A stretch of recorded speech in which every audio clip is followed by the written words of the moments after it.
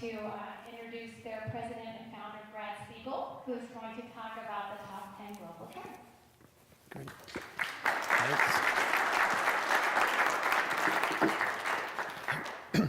Great. Well, thanks, Kimberly, and thank you all for being here tonight. I'm Brad Siegel, and I am president of a group called Puma out of Denver.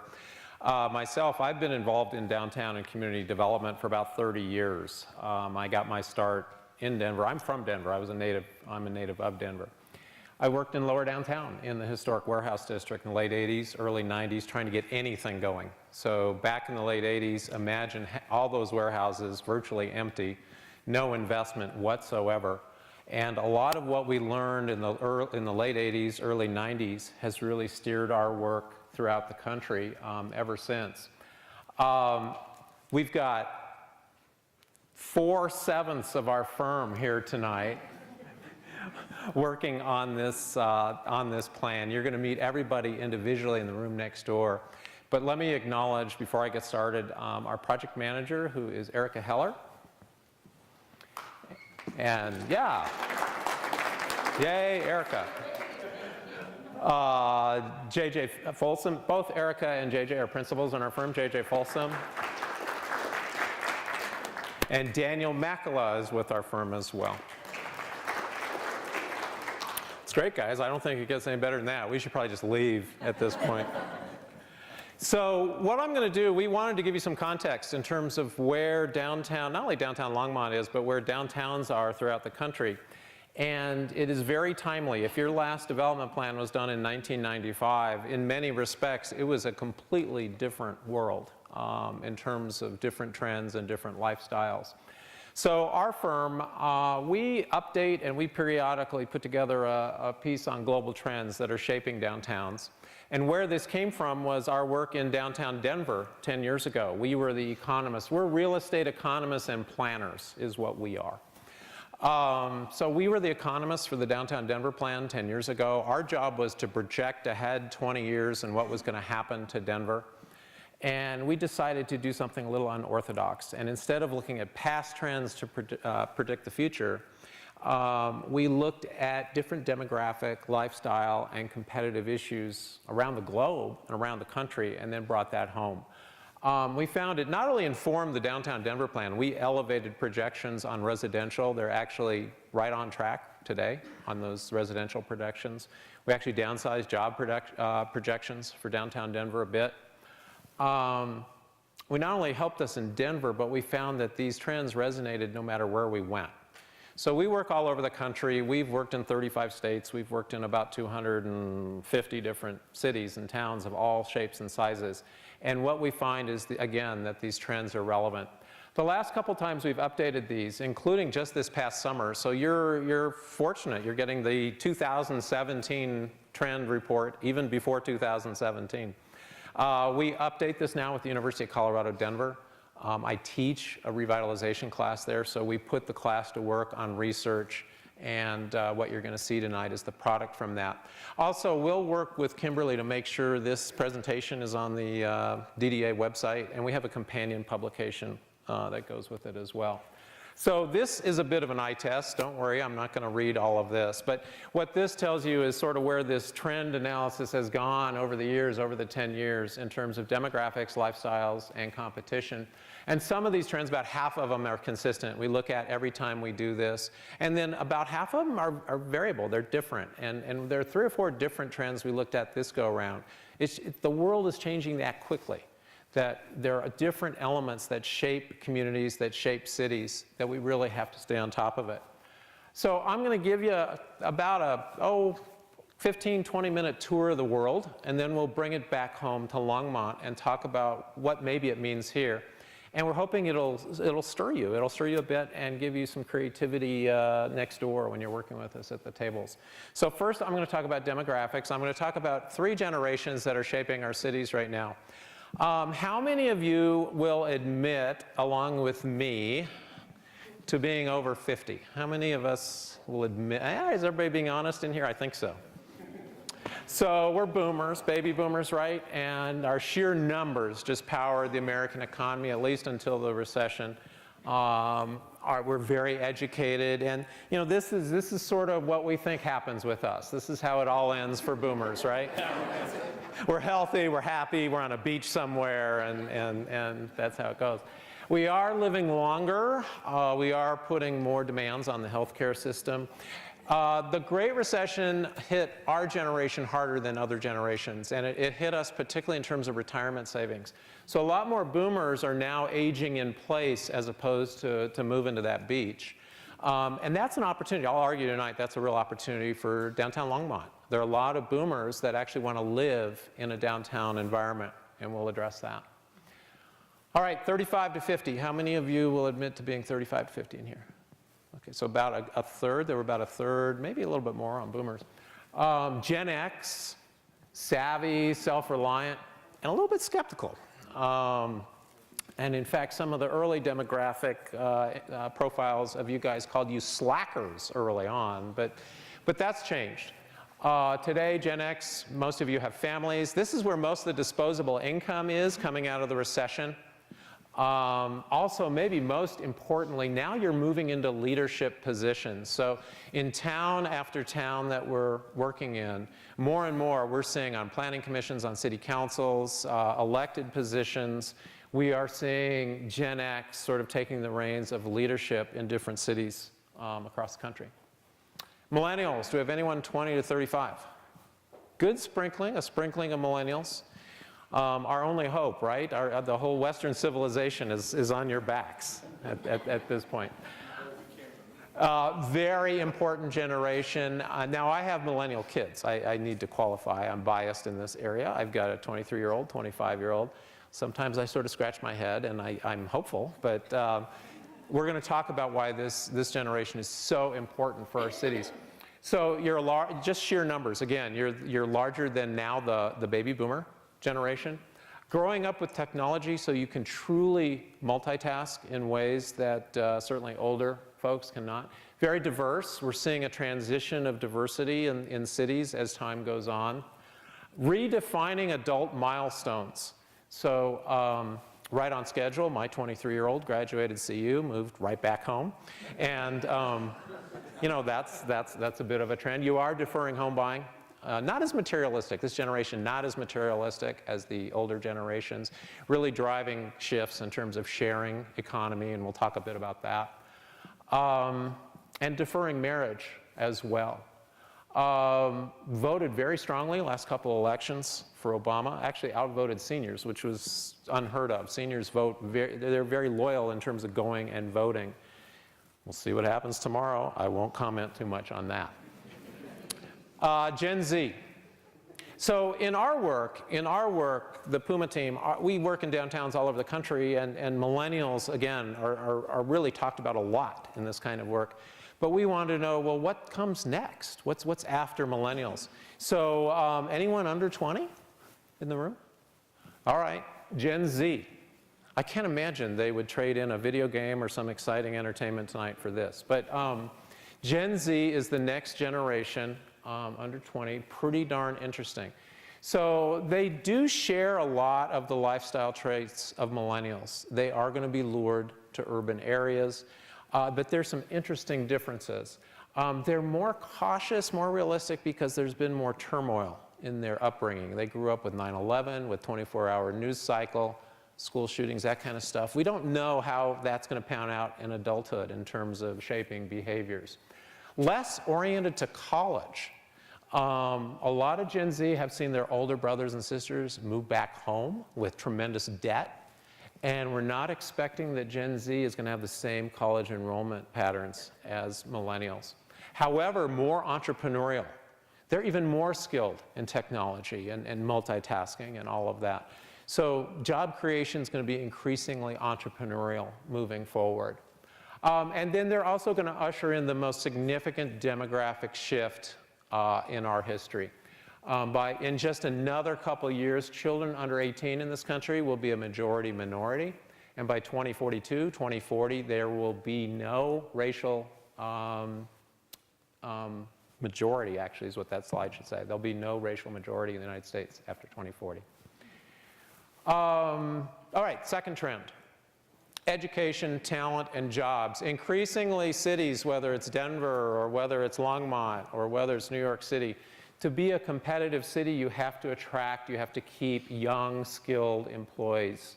That's the key, that 20 to 35 group. And the reason they're so important is probably that third bullet. That third bullet on that slide may be the most important statistic we'll throw at you tonight. Millennials, that 20 to 35 group, today they are nearly 40% of the American workforce. By 2020, they'll be 50% of the American workforce. Some projections say they could be 3/4 of the workforce within 10 years. That's because boomers are already retiring, and then the sheer numbers of that millennial group. So that's why it's so important to keep these folks, to either keep these folks in Longmont, to attract them here, to have them nearby, because they're really powering economies as we move forward. Also important, the last bullet on the slide, and this should be this has actually been going on for years. I know this will shock some of the men in the room, but women have been consistently outperforming men in college for years. 60% now, 60% of bachelor and master's degrees go to women. So skilled workforce, increasingly going to be female. That's going to be important because, again, we want that young demographic in our city, and we want a young female demographic to feel comfortable and to feel that it's relevant to their lifestyle. Third trend, this is a new one in this trend report, extremely relevant to Longmont, Colorado. It's something we call the rise of the mid-tier city, and what's happening, there's now a phenomenon that young people have moved to what we call superstar markets, the San Franciscos, the New Yorks, even Denver now is joining that ranks of sort of a superstar millennial magnet. And one, they're starting to get priced out. So the downtown Denver, the 800 square foot, $2,200 a month, if you can get it, apartment, not so attractive. And then also lifestyle. Lifestyle is pushing people now out of some of these top tier cities. And they're moving either back home or they're moving to smaller cities where it's more affordable and also where there's a higher quality, stronger quality of life. So talent is attracted by the quality of life and the opportunity to also be involved. This millennial generation, they like to be involved in actually civic pursuits. So are there opportunities to involve young people in what we call city building or helping to improve, in this case, downtown Longmont? And we'll be looking at that as we move forward. All right, next set of trends, lifestyle trends. And again, I'm going to go through these 10 trends and then we're going to bring them together and we're going to talk about why they're relevant to Longmont. Consumption, the way we buy stuff has changed dramatically. The recession was a huge shift, a game changer in how we buy things. Boomers, we were drunken sailors for 30, 40 years, just impulse buying left and right, buying stuff. Not so much anymore. Now, the generations behind us, Gen X, millennials, much more deliberate about how they buy stuff. E-commerce, we've always been sort of scared that e-commerce is going to wipe out retail. Still not so much. E-commerce now only 7.5% of all retail sales, but importantly, a majority of people now shop online before they buy something. So they'll look at it online and then they'll go to the store. So particularly with apparel and some of these other items, they're not necessarily, all of us now have had the experience of having to send the shoes or the shirt or whatever back. It's kind of a hassle. So what we do is we shop online and then we go and buy stuff. It means brick and mortar stores, still relevant, particularly in a downtown area where you have a unique experience that's authentic as well. Gen X, millennials driving sales. And again, this sharing economy, the notion that millennials aren't as materialistic, they like to share stuff. Those bikes you see in downtown Denver, the bike share, the car share, those are all national trends. You see them in a lot of cities now moving forward. Shifts in transportation and mobility. This has enormous importance for your downtown master plan as we look at traffic, we look at streets, we look at parking, some of those issues. And this is what's driving it, is these guys. This is our friendly millennial. Doesn't really know what to do with that. Millennials don't have the same affection for cars that boomers and Gen X did. Driving miles have continued to decrease, even in cheap gas. Driving miles per capita have continued to decrease since 2006. Today, 60% of 18-year-olds have driver's licenses. That's virtually an all-time low. That goes back to the 1960s, the last time that number was that low. So you're seeing that young people, again, if we want young people here in Longmont, if we want them to create jobs, that type of thing, we got to give them options to get around. Bike shares, bike lanes, those kinds of things. Public transportation, are there any options up here? Walkable real estate, really demonstrating a value premium. So there are national studies now that show that if you're building primarily housing in an area that's walkable, where you can walk to restaurants, you can walk to entertainment, you can walk to the grocery, you can actually, on residential, you can command a 60–70% value premium, because that's what people want. It's a complete reverse of when I was in my 20s, because then it was all about the suburbs. That's where we were going. Housing and livability. I know this is a big issue in Longmont and downtown, but both millennials and boomers are drawn to downtown living. That's something we both share. We both want to, for boomers, we want to simplify our lives, downsize a bit. Millennials want that walkable environment. They don't want to be trapped with the car all the time. And then Gen Z, actually, that generation behind the millennials. So that slide should say Gen Z. That Gen Z group is going to keep that pipeline robust. Work in a lot of towns, and people ask me, how long is this pipeline going to continue? How many housing units can we absorb, whether it's Longmont or Front Range? It looks pretty good. If you're in a downtown market, if you're in a walkable market, there is going to be a robust demand moving forward. Amenities are often an important part of a strategy to get housing. So it used to be we would want to incentivize, subsidize developers, that type of thing. That was traditionally what we did. More and more, we're working with communities that are looking at creating the amenities that'll attract the people who want to live there in the first place. Regionalism. So couldn't help myself. It is election eve after all. When we started this, the trend that we had was about the national debt, and we were real concerned. This back in 2007, right? A year before the recession. We're like, ooh, there's warning signs. There's a lot of debt. Everyone in the room, everyone in your family, back in 2007 accounted for about $29,000 of the national debt. Today, it's north of $60,000 that each of us represents. What that means is the federal government is essentially broke. And it's also dysfunctional, and the polarization is going to continue. As much as we would like to see us all get along better, this was fascinating. There are studies that show sort of the average Republican, the average Democrat, and how they stand in contrast to each other.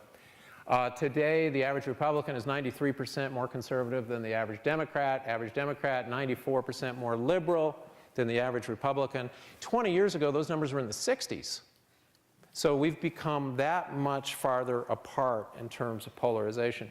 All of this is to say that we feel more and more that it's up to cities. It's up to cities and it's up to regions to get the stuff we used to think we would get from the federal government.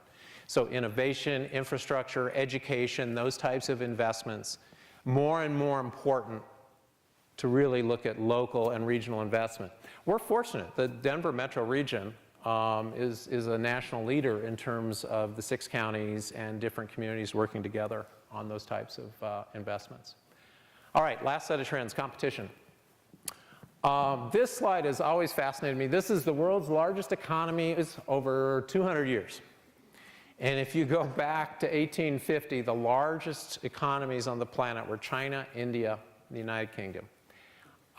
This year, United States, China, Japan. Since we've been doing this trend analysis about 6–7 years ago, that's China sort of drifted above Japan as the second largest economy. And then boom, look, 2050, it's sort of back where we were 200 years ago. So the point of this is that there's a huge shift in global wealth. And there's a lot going on the other side of the planet. Even with China's slowing down, India is speeding up. It's just all this wealth is accumulating on other sides of the planet. The second bullet there, back in 2000, China accounted for less than 1% of global car sales. Last year, 27.5% of global car sales on the whole planet were in China. United States, we were 34% of global car sales in 2000. Last year, we were about 19% in a good year. India is even growing faster.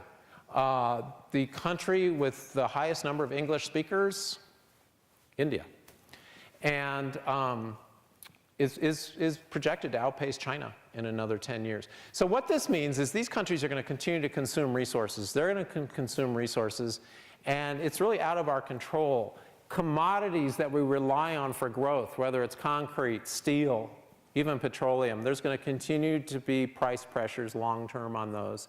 It means reinvesting in downtowns is going to be more economical. If you can reuse existing infrastructure and existing buildings, there's a huge economic advantage in that.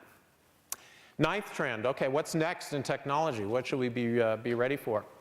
Well, interestingly, the device that is really shaping our cities and our architecture more than anything right now are smartphones, mobile connections. By 2020, there'll be 9 billion mobile connections on the planet. That means more mobile connections than people. And we do a better job on this planet getting cell phones in people's hands than we do feeding them at this point. So it's flattened out the economy. It's also changed how we use space. So when you look at new residential formats, less emphasis on the individual space, more on the social space. Same in office environments, co-working, those types of things have sprung up everywhere. And also in how we shape our downtown. Do we have those social spaces in downtown? Also, are we wired here to be able to accommodate all this technology that people have in their hands? You probably heard a lot about autonomous cars in terms of whether that's going to be a game changer or not. In the context of our autonomous cars or driverless cars, and there was just the beer truck, right, from Fort Collins to Colorado Springs just 3 weeks ago, which was frightening. Yes, it's going to happen. Yes, it'll have profound implications on cities, mostly downtowns, more so than suburbs. Don't know, though. The next 3 to 5 years, we don't see that being a game changer in the next 3 to 5 years. I will tell you this, that in parking structure design, and the Denver Post did a piece on this about a month ago, parking structures now are being designed for alternative uses because the thought is long-term, the use of autonomous and self-driving cars is going to take enough cars off the road that you're going to need less space to park, particularly in downtown areas. The last trend that we've looked at throughout is sustainability, and there's 3 pillars to sustainability. There's environmental, which is climate change, that kind of stuff. There's economic sustainability. But the third one that we've really focused on, particularly the last 2 trend reports, is social equity and the notion of the growing inequity in the country. And if you can actually find issues being discussed in the national election, you'll find that sometimes they actually touch on these issues. They're there. The point here is there's a rising tide of activism, and look at our state ballot, voting on minimum wage, voting on universal health care, all these different things. That's going to continue. This sort of rising tide of civic activism is going to continue. The point for downtowns is there a role in this? If downtown is where the community all comes together, are we a place for that opportunity? Do we have housing at a variety of price points? Do we have a variety of different job opportunities? These are all questions that our downtown clients throughout the country are asking right now. So that's the world. There are about 250 different sources behind all that information that we presented. If you're a total trend geek, we can get that to you. But it boils down to 6 conclusions, and these 6 conclusions are generally favorable for vibrant downtowns, and vibrant is in there for a reason. Not every downtown automatically takes advantage of this stuff. But quickly, demographics. The population is growing both older and younger at the same time. Those are both demographic segments that are predisposed to being downtown. So whether you're a boomer, you're a millennial, and soon Gen Z, that's good news for downtown. Increasingly connected and competitive world. That's the whole focus on entrepreneurship. Do we have those opportunities in downtown Longmont where we can welcome innovation and entrepreneurs? Opportunity cities, those are those mid-tier cities that maybe can be a refuge when someone gets priced out of a Denver, a Boulder, a San Francisco, whatever, pick your city. Global growth, making investment in cities more attractive. That's the use of resources on that grand scale in other places. Innovation and investment more reliant on regional initiative, that dysfunctional federal government that I talked about. And then planning for economic and cultural diversity. So this final set of slides, we've got about 6 slides here, just some ideas to think about. These are things that we recommend to downtowns. How do you capitalize on this different environment that we have? So on demographics, capture the young skilled workforce, be welcoming, creative incentives. This is great when you got college kids that are doing the research for you. They come up with creative stuff. They say, why don't cities offer to write off student debt? They get a lot of young, 20 to 35s. It's a serious incentive. I could see, cities in the Rust Belt and other places seriously considering that. Create an environment that appeals to diverse populations. We are getting more culturally and ethnically diverse. And also establish pathways to leadership. I mentioned earlier the 60% female degrees in the professional workforce, increasingly female. Do we also have leadership locally where females are in positions to shape our downtown and shape policy in our city? Lifestyles.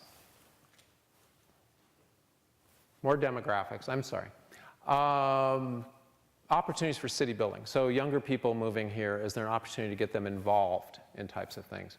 Education, I've heard the schools are pretty darn good in Longmont. So you're pretty lucky. The public schools are good here. You're fortunate. Can we use that to our advantage and as a draw to get people here? And again, aging in place. It's multiple generations that want to be down or near downtown. Lifestyles, do we have a variety of mobility options? So it's not just car dependent, and that's something we'll be looking at in the context of your downtown plan. We want to hear your thoughts on that tonight too. So walkable, bikeable, transit. And then retail, authentic and unique retail. We've already heard from the community that that's a huge value here. So how do you protect that? How do you protect local independence as we become more successful over time? Housing with diverse price points, desiring to have a whole variety of folks available. Why is this important? Well, a lot of people are going to work here. It's not just high-tech jobs, but you want a whole variety of folks. You want people making stuff. There's going to be service workers. There's a manufacturing and agricultural legacy here. So housing that accommodates all that is increasingly important. Keep it fun, entertaining. Longmont's doing a pretty good job at that in terms of pretty interesting downtown. Advocate for regional investment. Again, not seeing the type of support or help from the feds or even state, frankly, than communities have in the past. Last couple slides. Competition, entrepreneurship, hugely important. So what can downtown do to promote small entrepreneurial businesses moving forward? Next door, in the room next door, I'm going to be working a table about the economy and economic development. I'll be looking for your ideas on how do we promote entrepreneurship here. And technologically relevant. Do we have literally the bandwidth to accommodate all this technology moving forward? And then lastly, adaptive reuse. These older buildings, the older infrastructure becomes more attractive over time as there's pressure on steel, concrete, these other materials. And then in terms of social equity, don't necessarily need to lead that, but can we bring some perspective to that? Can we bring some business sense to that debate so that it's balanced, knowing that that's going to continue for years and years to come? So last slide, and really this truly is the bottom line. Never in our lifetimes have converging trends favored downtowns like they do today. And as someone who's worked in this field for 30 years, when I told you my first job was in lower downtown in the warehouse district, it took 20, 25 years for lower downtown Denver to evolve to the point where it really took off. Today, this happens in 3, 4, 5 years because of all these different trends. So it's an opportunity, huge opportunity for Longmont, a great time to be doing some planning. And also some caution that if there's some things that are really important to us, we need to be more proactive to protect those things moving forward. So that's, if you want more information on this, we have a publication on it on our website. We do tweet. I really don't know the value of that, but we do tweet, and actually we send out articles on different trends that you might find interesting. So at this point, I'm going to bring my colleague up here, Erica Heller. She's going to talk about what's next and the dialogue we'd like to have with you folks next door.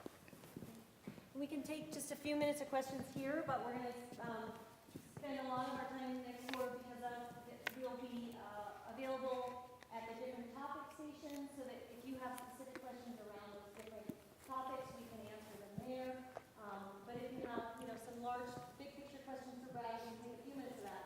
I just wanted to go over what we will be doing next door. The first thing we'll be doing, there will be a poll, there will be a website, an easy link that you can navigate to on a smart device, and the results will display instantly on which level trend you expect to impact downtown Longmont the most, either positively or negatively. So that's one quick activity that we invite you to participate in. The link is posted in that room. We'll have these idea or topic stations, and there's a bunch of things to do at each of those stations. We invite you to visit each of them if you have a chance. So by those topics that Kimberly mentioned at the beginning, the economic vitality, creative district, placemaking and urban design, just one blank. Help me out. Connectivity and access, and yes, land use. Those will each have. We've been working with members of the community, with folks on work groups, to draft some goals in each of those areas. They are not finalized, and that's why we are presenting them to you tonight to get your opinion. So we'll have actually practice for tomorrow, or you've probably already done your ballot, but mock ballots so that you can vote the priorities that you have on those goals, or if we haven't captured something you think should be a goal, you get to write in your candidate. So we'll be doing that at each station. We will also be we will also have boards for you to suggest actions or investments that we should be making to move towards those kinds of goals, and maps, so that if there's something that you feel specifically should be talked about in a particular geographic area, you can provide those comments on the maps. And then, as I mentioned, humans. So some of the folks from the work groups, as well as those of us on the consultant team, will be there at each of those stations to answer questions and to have dialogue and take your comments in that way. Last, I want to mention this online survey. We'll have cards in there that have this link on it. It's open through the end of the month.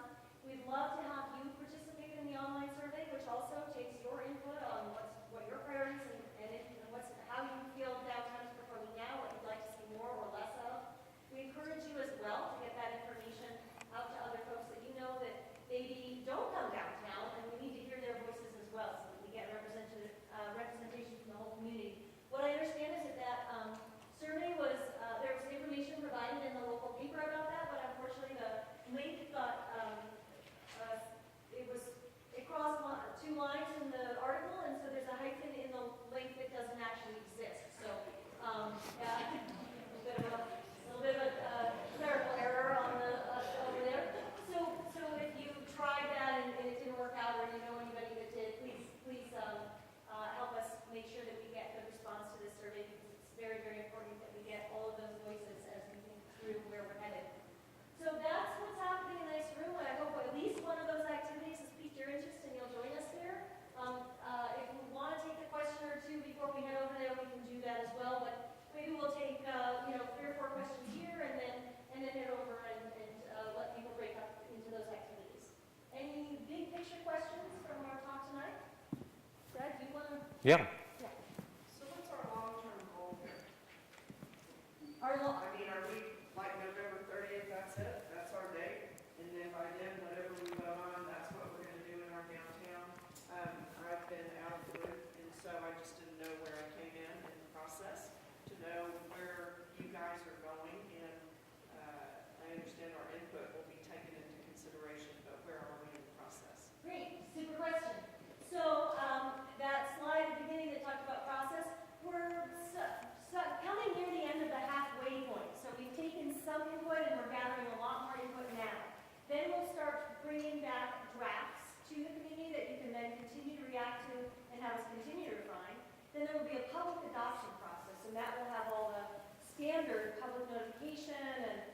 hearings and so forth. So there are many more opportunities to get involved.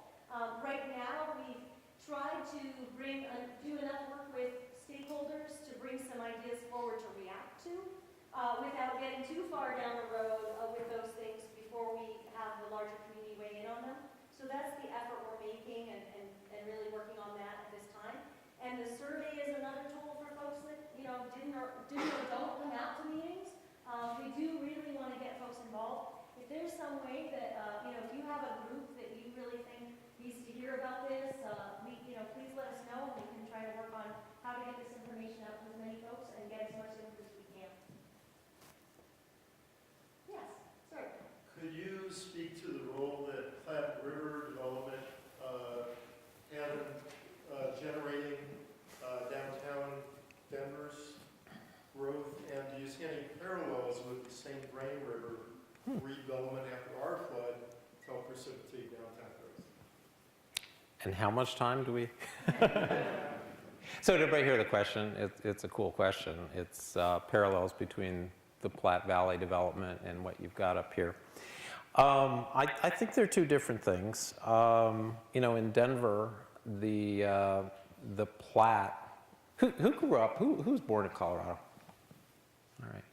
Because we haven't been very good to our rivers. Back in the 50s, 60s, 70s, most of these rivers were, they were sewage, for God's sake. So the Platte has undergone this amazing restoration process over the last really 40, 50 years and has become a recreational amenity that really ties a lot of Denver together and has enhanced value. The river itself becomes something that enhances value. Now in Denver, you also have transit, you've got all these other sort of super amenities that have popped into the same place. But I think the notion of can the river become a recreational amenity, particularly, for all of us who live on the Front Range, think of not just the amenity itself, but think of the value it creates in close proximity to that river.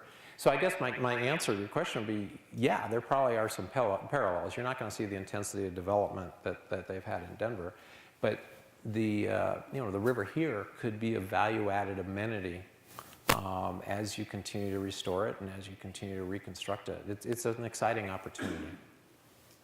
It really is. Yeah. Thanks for this, appreciate it.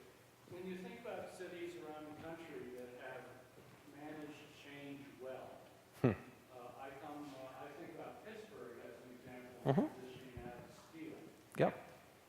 What are some things that the successful cities have done well and some things that weren't done well? Another long question. So successful cities, what have they done well? Unsuccessful cities, what have they struggled with? It's interesting you talk about Pittsburgh because that's usually where I start, actually, is Rust Belt. I know a lot of people like to talk about, Austin or Portland or Seattle, but the Pittsburghs, the Clevelands, some of those cities had the biggest challenges and they really went through a complete transformation. So what they did well is they created sort of a new pathway to new jobs, to restructuring their economy, but they built it on what they were. They didn't try to reinvent something that wasn't there. So in Pittsburgh, they sort of evaluated that steel legacy and they were able to do some things that tied into that.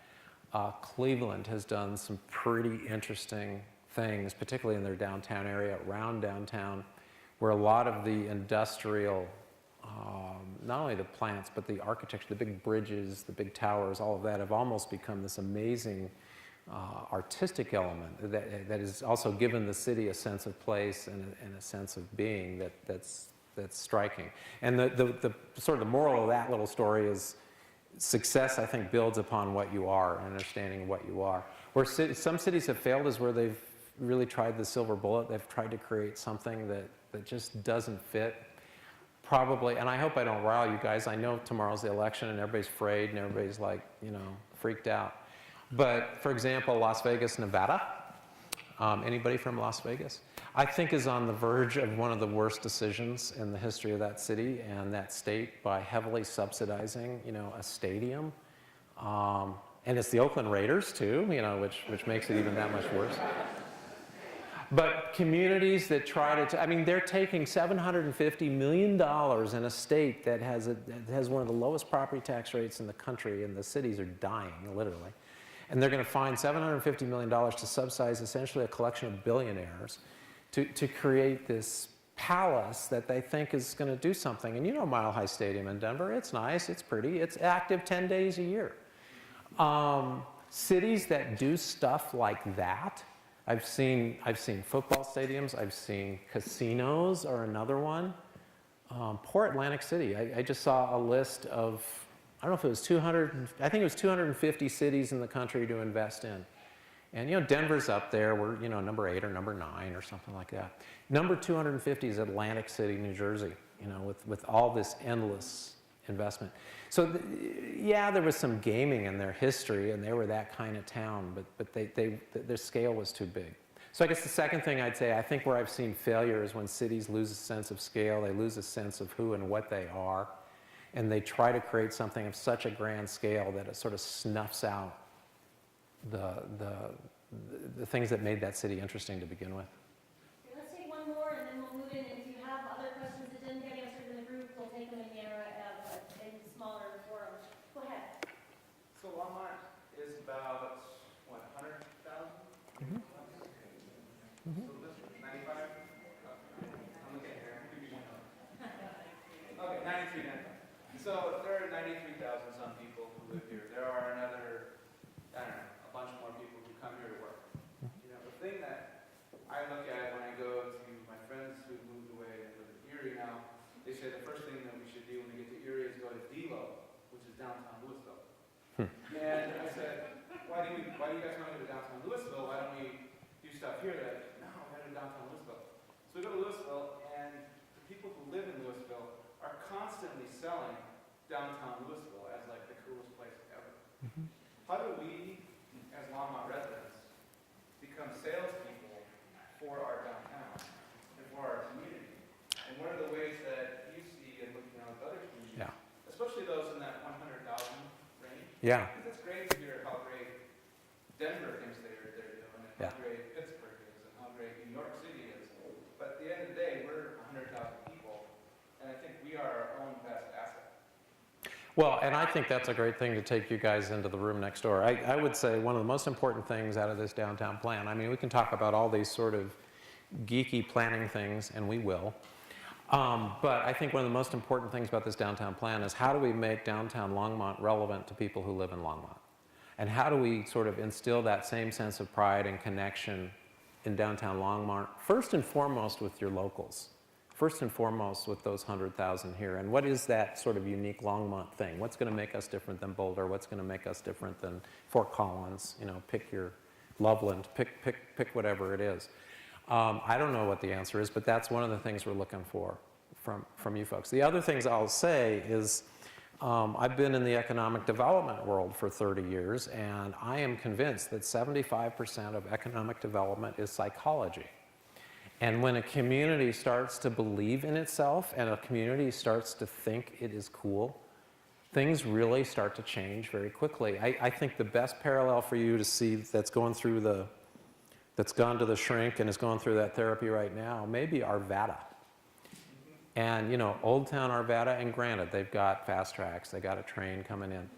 But that town has gone through such a transformation just in psyche in terms of thinking about Old Town and how it relates to the rest of the town and the pride and connection that people have there. So I think it's an important thought, you know, next door, what's going to make downtown Longmont relevant and excite people in Longmont? Jamil, I see you have something you really want to add to the conversation. You have that very close. It's just related to what you are saying. Yeah. What is unique about Longmont right now is about the population and the diversity that exists over here. And that's what we need to capitalize a little bit. Yeah. We are one every 3 person it's Hispanic right now. Yeah. In here, and we're not talking about that. One of the things that you actually mentioned on this presentation and also in your work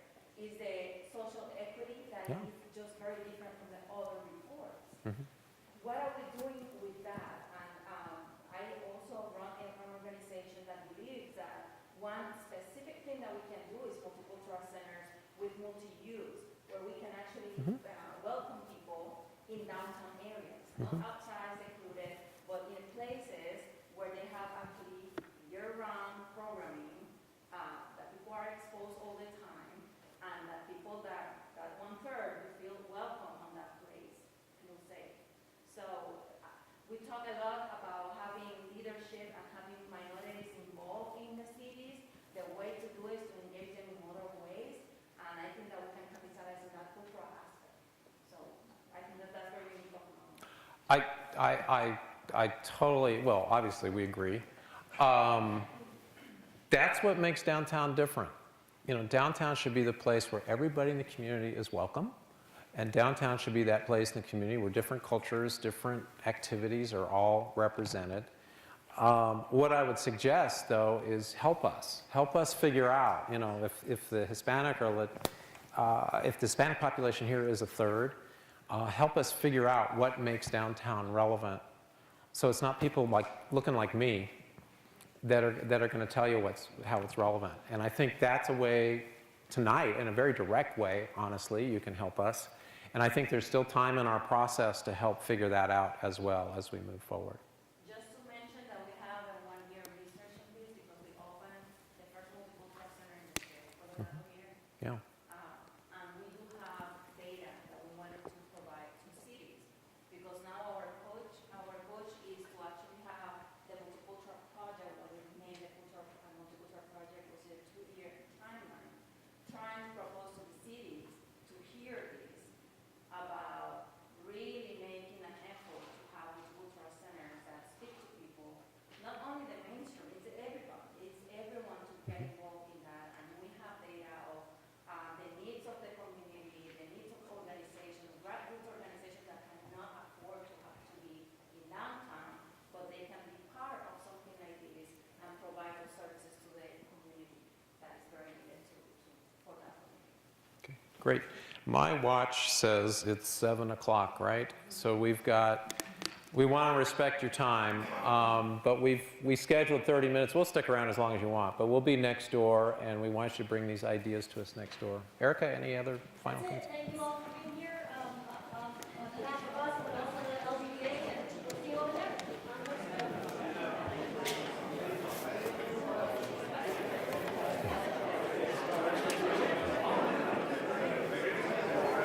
Brad Siegel.